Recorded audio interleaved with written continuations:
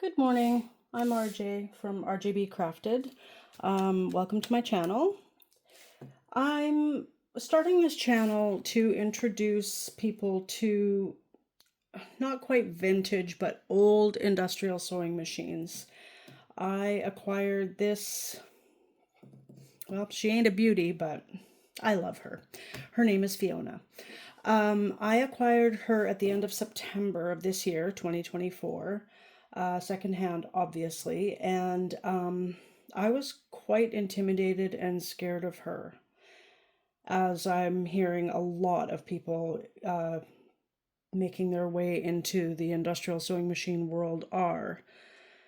And she's old. She has a clutch motor, which is very temperamental and hard to read, hard to control. But I decided to give it a real good try, and I really do love this machine.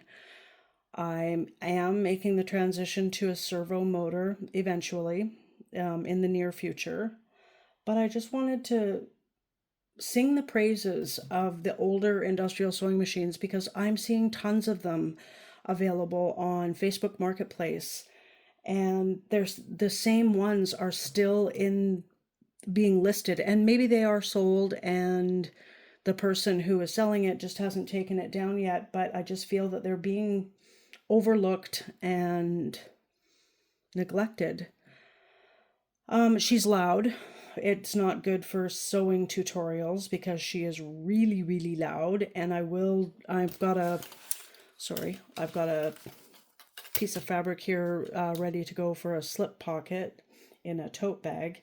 And I just thought I would just quickly sew that up on camera and let you know how loud it is, but also how powerful and amazing she is. I'm not that good at it.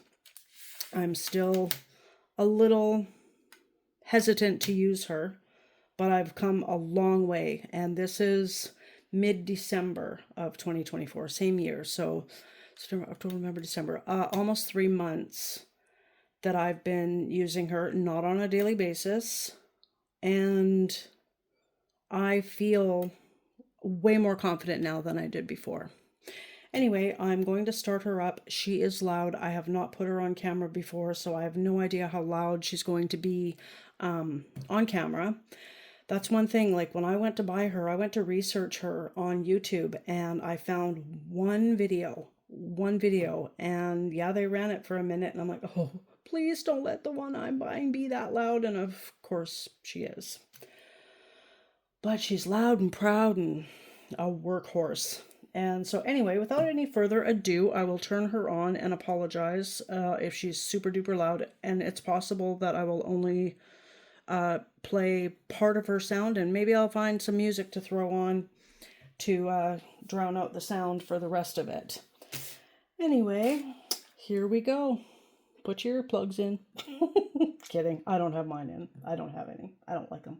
Anyway, here we go.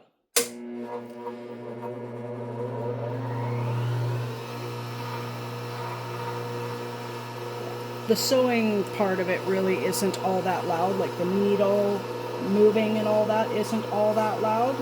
It's the motor. And I'm really looking forward to the servo motor when it comes, which will not take away from how, old she is. And believe me, I'm no pro at sewing, but I hope to get that way. I've only been sewing for about 4 years. Here we go. There we go. There. I don't even want to demonstrate how fast she can actually go. Back up a little bit. There we go. I love the fact that she has a knee lift. Oh, it's just amazing. That's probably one of my favorite parts of her. See how fast she goes? And the sewing part of it isn't all that loud. Just leaving a space there to, oh, come on. There we go. Leaving a space so I can turn this pocket right side out when the time comes.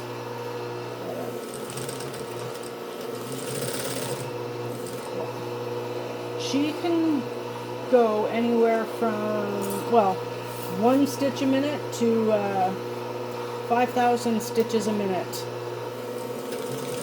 Yes, she is a scary, scary machine, but one that you can absolutely conquer. And I wanted to make some videos for people to show them all the little tips and tricks that I learned. She didn't come with a manual, but I did find one online, and it answered one of my questions, concerns, whatever you want to call it. I'm going to shut her off right now. Hang on. Yes, she's loud. Couldn't understand why sometimes I couldn't pull my project away from the sewing machine to cut the thread. And it said right in the manual, you've got to make sure that the needle is on its way down. And it's something I figured out on my own, and then the next time I went to the manual for some reason, I'm like, oh yeah, there it is, there it is. The reason I used this part back to lift up the pressure foot is because this is a Teflon foot, and it's got the non-stick surface on the bottom, and I just feel the feed dogs might take away from that non-stickness. And I see that my bobbin thread is quite curly, so I had enough bobbin thread, yay! Anyway, this isn't a sewing tutorial, and I just wanted to pop on quickly and tell you, you know, maybe if you're thinking about entering the world of industrial sewing, don't overlook the old guys. They probably work a lot better than the new ones. Although I've never even tried a new one, so I shouldn't even say that. I do want a new one in a few years, but I really, really, really like this gal here. And I'll explain in a future video why I named her Fiona. I think that's it for today. Take care. Thanks for watching. Don't forget to subscribe. Clicking like helps too, apparently. I don't know. This is my first go. I hope to be back for many more videos.